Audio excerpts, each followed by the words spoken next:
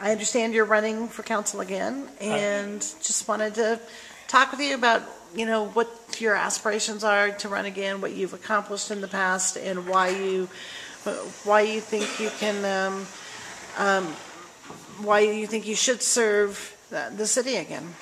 Well, thank you for the question. I have to tell you that I'm somebody who believes in service above self, and the fact of the matter is I think I still have the ability to assist the city on some of the things we're in the current stages of working on.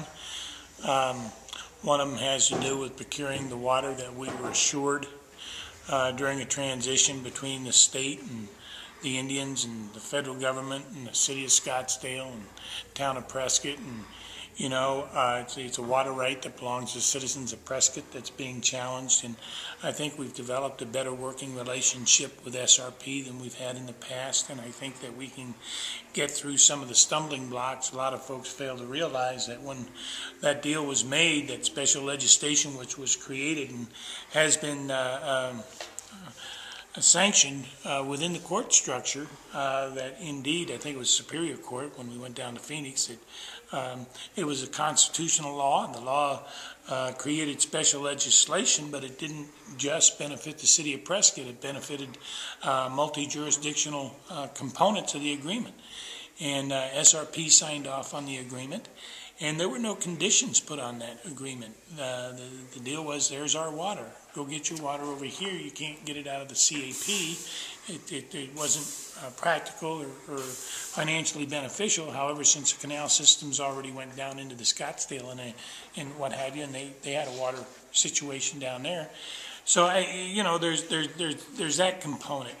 I think the longevity of my association with the community, whether it be through service organizations or on various commissions or boards or Chamber of Commerce, whatever the case is, I think I still have a lot to offer the community, and I really respect the community having a choice to be able to pick and choose who they have confidence in making decisions over their tax dollars, over their opportunity to earn an income here, over their private property rights here and things like that.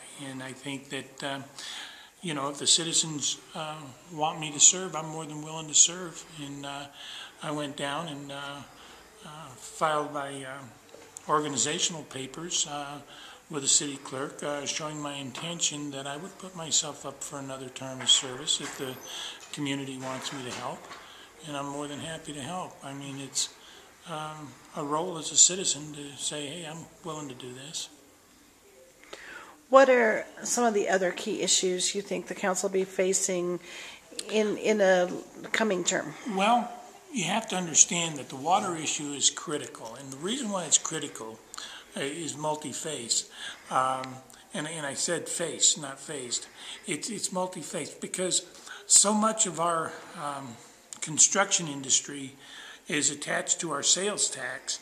I've heard numbers anywhere from 30 to 40% of our sales tax revenue is generated from, if not construction itself, from all the ancillary things, the furnitures and things like that come through because of the building and things like that.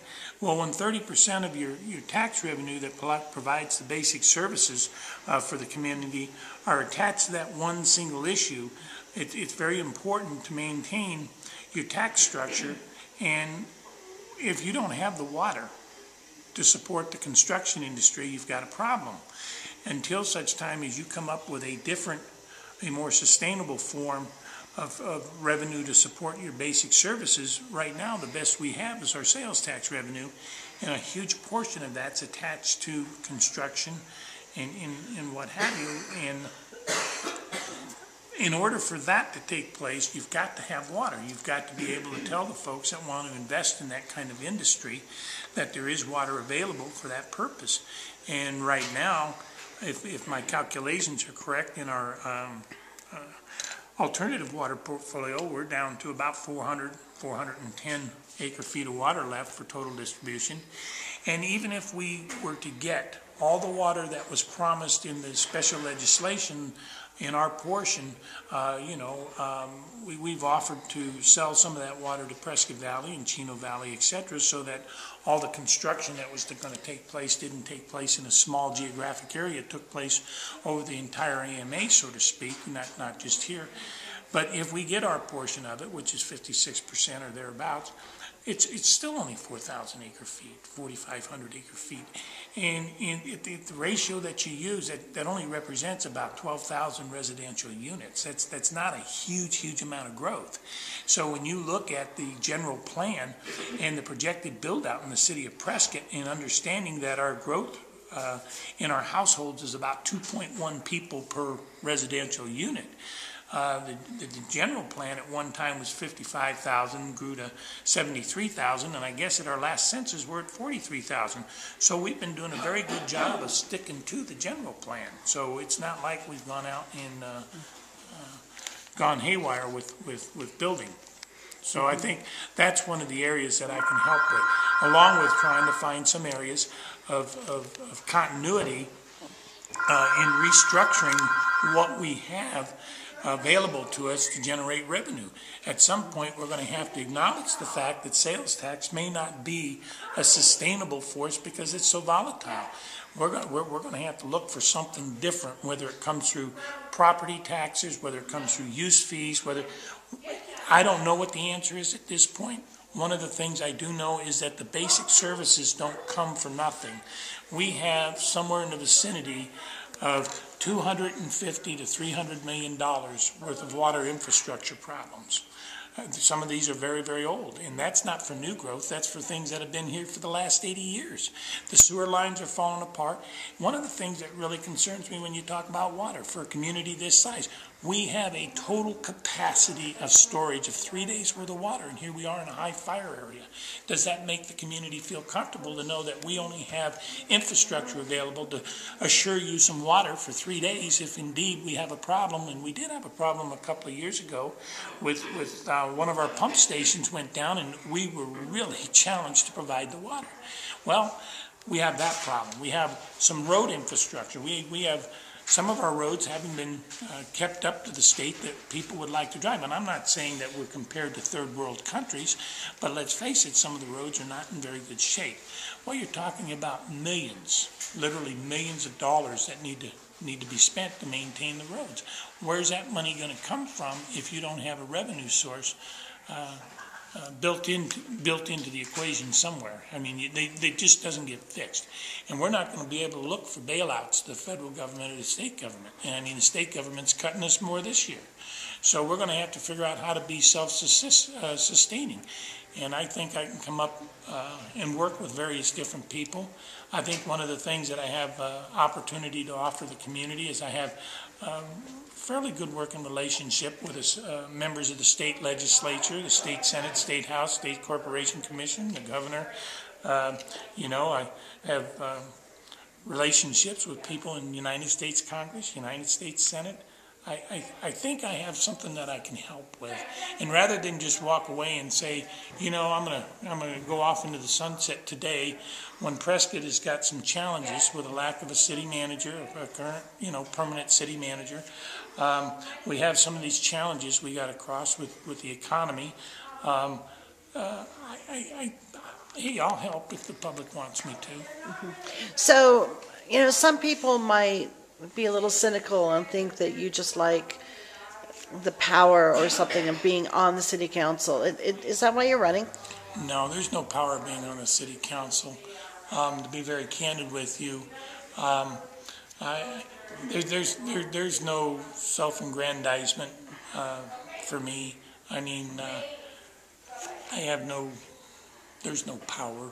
I mean, there's no reason to want to say that, but people will say it. Right. But each to their own. So the basic reason you're running is just because you want to help. Service above self, and I found I would like to think I've been helpful. I would like to think that I've been effective as I've been there.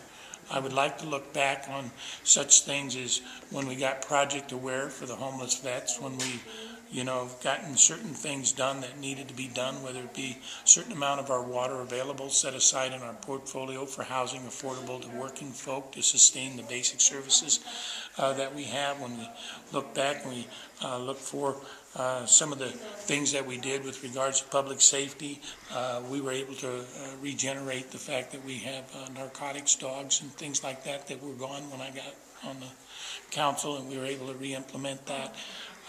It's not about power, it's about helping and being effective with how you help. And there's when you think of power in a little town like Prescott, Arizona, where you know everybody and everybody knows you, and you have a lot vested, you have a business here, and your whole family's here, and your mother died here, your father died here, and the only kid you got is born here. It's not about power, it's about wanting to help. I mean, everything about us is here, and now I have more family here. My brother's here, my sister-in-law, my nephew, my 2 grandnephews, and power is the wrong word. Trying to help make Prescott a better place for the future comes to mind.